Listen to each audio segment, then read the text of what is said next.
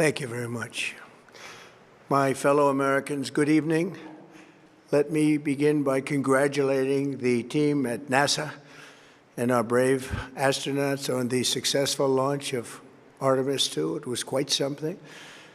It will be traveling further than any manned rocket has ever flown and will very substantially pass the moon, go around it, and come back home from a distance that has never been done before. It's amazing. They are on the way, and God bless them. These are brave people. We want to God bless those 4 unbelievable astronauts. As we speak this evening, it's been just 1 month since the United States military began Operation Epic Fury, targeting the world's #1 state sponsor of terror, Iran. In these past 4 weeks, our armed forces have delivered swift, decisive, overwhelming victories on the battlefield, victories like few people have ever seen before. Tonight, Iran's Navy is gone. Their Air Force is in ruins. Their leaders, most of them terrorist regime they led, are now dead. Their command and control of the Islamic Revolutionary Guard Corps is being decimated as we speak. Their ability to launch missiles and drones is dramatically curtailed, and their weapons, factories, and rocket launchers are being blown to pieces. Very few of them left. Never in the history of warfare has an enemy suffered such clear and devastating large-scale losses in a matter of weeks. Our enemies are losing in America, as it has been for 5 years under my presidency, is winning, and now winning bigger than ever before. Before discussing this current situation, I also want to thank our troops for the masterful job they did in taking the country of Venezuela in a matter of minutes. That hit was quick, lethal, violent, and respected by everyone all over the world. After rebuilding our military during my first term, we have by far the strongest military anywhere in the world. And now we're working along with Venezuela and are, in a true sense, joint venture partners. We're getting along incredibly well in the production and sale of massive amounts of oil and gas, the second largest reserves on Earth after the United States of America. We're now totally independent of the Middle East, and yet we are there to help. We don't have to be there. We don't need their oil. We don't need anything they have, but we're there to help our allies. Tonight, I want to provide an update on the tremendous progress our warriors have made in Iran and discuss why Operation Epic Fury is necessary for the safety of America and the security of the free world. From the very first day I announced my campaign for president in 2015, I have vowed that I would never allow Iran to have a nuclear weapon. This fanatical regime has been chanting death to America, death to Israel for 47 years. Their proxies were behind the murder of 241 Americans in the Marine barracks bombing in Beirut, the slaughter of hundreds of our service members with roadside bombs. They were involved in the attack on the USS Cole, and they carried out the countless other heinous acts, including the just horrible, bloody atrocities of October 7th in Israel, something that most people have never seen anything like it. This murderous regime also recently killed 45,000 of their own people who were protesting in Iran. 45,000 dead. For these terrorists to have nuclear weapons would be an intolerable threat. The most violent and thuggish regime on earth would be free to carry out their campaigns of terror, coercion, conquest, and mass murder from behind a nuclear shield. I will never let that happen, and neither should any of our past presidents. This situation has been going on for 47 years and should have been handled long before I arrived in office. I did many things during my 2 terms in office to stop the quest for nuclear weapons by Iran. First, And perhaps most importantly, I killed General Qasem Soleimani in my first term. He was an evil genius, brilliant person, a horrible human being, however, the father of the roadside bomb. And he lived just horrible what he did. Iran would have been perhaps in far better, stronger position. Had he lived, we would have had probably a different conversation tonight. But you know what? We'd still be winning and winning big. And then, very importantly, I terminated Barack Hussein Obama's Iran nuclear deal, a disaster. Obama gave them $1.7 billion in cash, green cash. Took it out of banks from Virginia, D.C., and Maryland, all the cash they had. He flew it by airplanes in an attempt to buy their respect and loyalty, but it didn't work. They laughed at our president and went on with their mission to have a nuclear bomb. His Iran deal would have led to a colossal arsenal of massive nuclear weapons for Iran, and they would have had them years ago, and they would have used them. It would have been a different world. There would have been no Middle East and no Israel right now, in my opinion, the opinion of a lot of great experts, had I not terminated that terrible deal. And I was so honored to do it. I was so proud to do it. It was so bad right from the beginning. Essentially, I did what no other president was willing to do. They made mistakes, and I am correcting them. My first preference was always the path of diplomacy, yet the regime continued their relentless quest for nuclear weapons and rejected every attempt at an agreement. For this reason, in June, I ordered a strike on Iran's key nuclear facilities, an Operation Midnight Hammer. Nobody's ever seen anything like it. Those beautiful B-2 bombers performed magnificently. We totally obliterated those nuclear sites. The regime then sought to rebuild their nuclear program at a totally different location, making clear they had no intention of abandoning their pursuit of nuclear weapons. They were also rapidly building a vast stockpile of conventional ballistic missiles and would soon have had missiles that could reach the American homeland, Europe, and virtually any other place on Earth.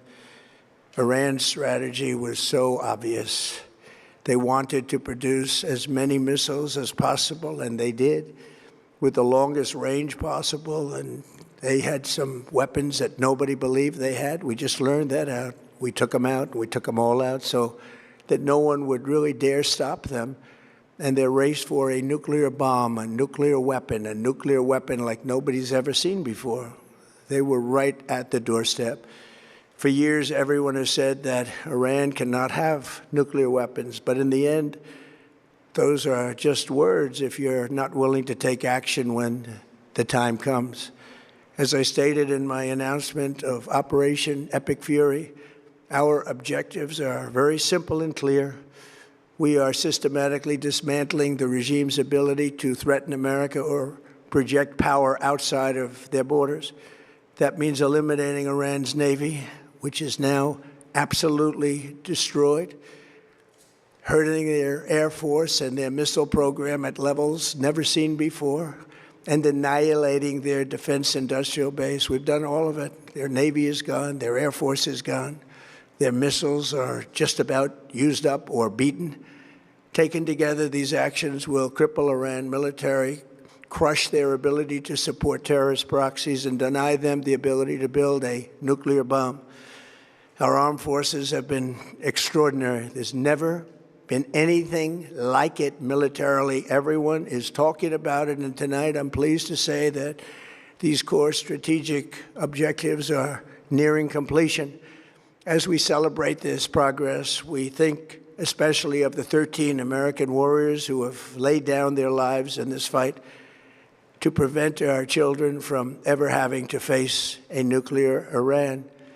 Twice this past month, I have traveled to Dover Air Force Base, and it's been something. I wanted to be with those heroes as they return to American soil, and I was with them and their families, their parents, their wives, their husbands. We salute them, and now we must honor them by completing the mission for which they gave their lives. And every single one of the people, their loved ones said, "Please, sir, please, finish the job, every one of them.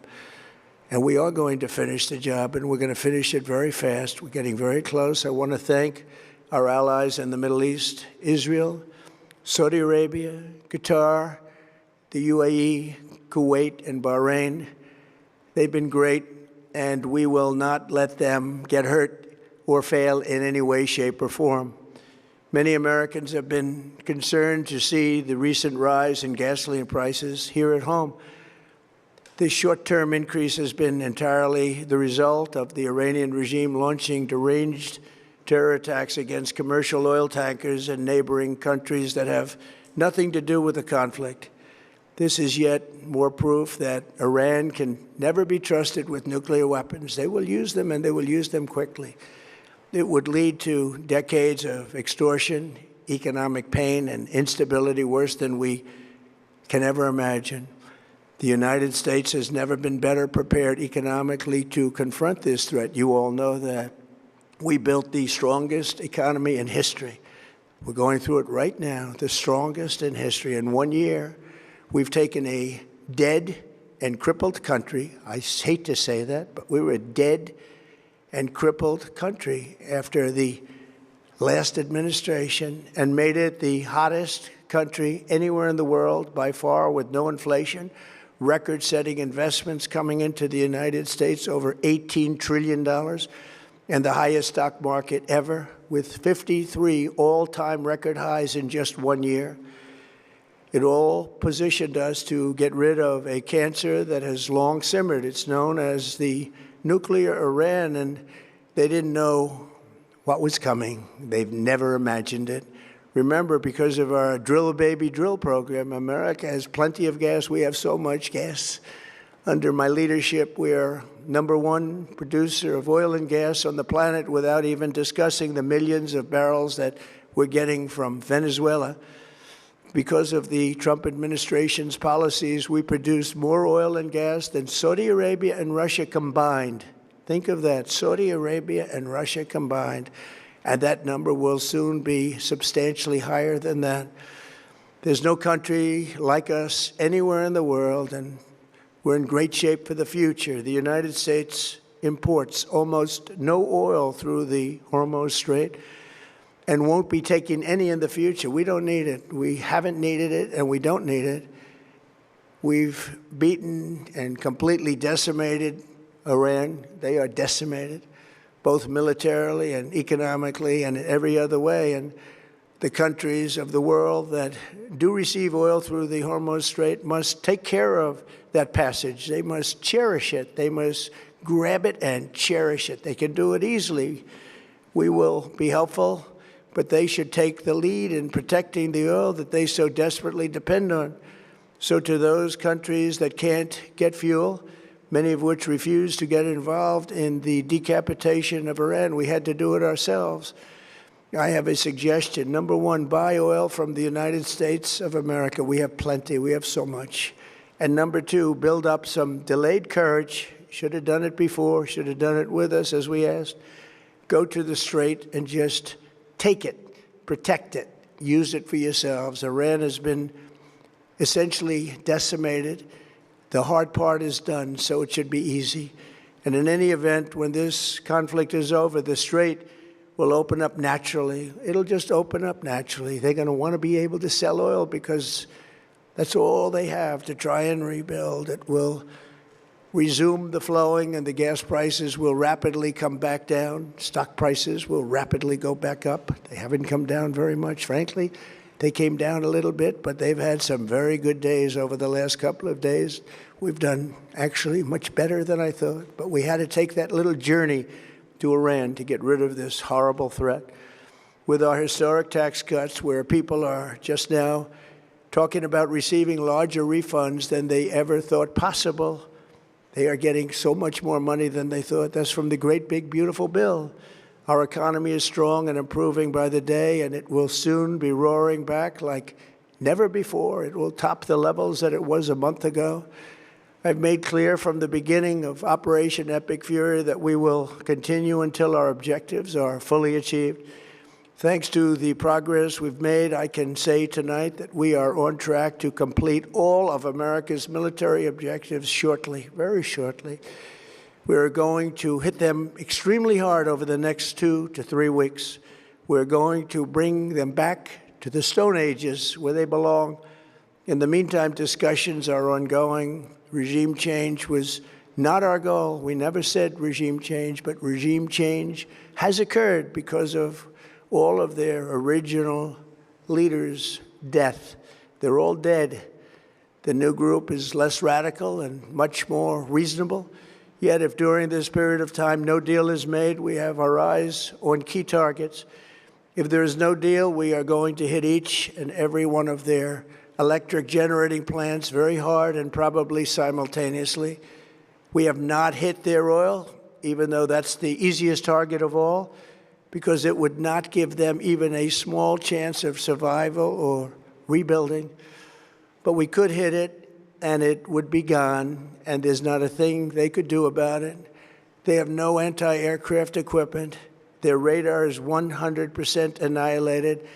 We are unstoppable as a military force.